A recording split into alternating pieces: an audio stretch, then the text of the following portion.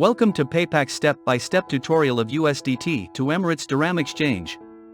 PayPax makes it possible to exchange Tether to Dirham online and at the best rates. To get started, visit paypax.io and log into your account if you already have one. Otherwise, choose to create a new account in less than a minute. To convert USDT to AED, you need to deposit USDT to your PayPax account. Once your USD wallet balance is updated on PayPax, you can click on Convert option. In the pop-up window, you need to fill the conversion form.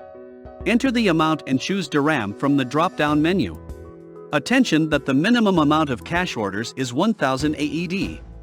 You can review the current exchange rate and compare it if you want to.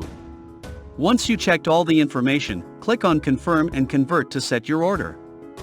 Your Dirham wallet balance will be updated in a couple of minutes. To withdraw Dirham, you should click on the Withdraw button and fill in the withdrawal form. You have two options specified in the Method section: receive your funds in cash and in person, or transfer them to a bank account.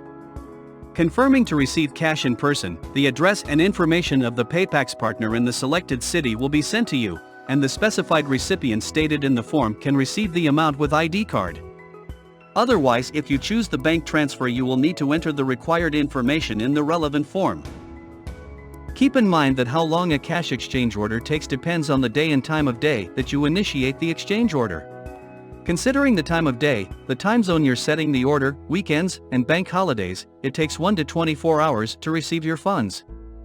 Remember to check the rates and amount limitation during the exchange and contact PayPax customer service at any time 24/7 via online chat or ticket in case of any question. Thank you for choosing PayPax and staying tuned with us. If you are satisfied with PayPax services, share your positive feedback on Trustpilot and social media platforms to support us.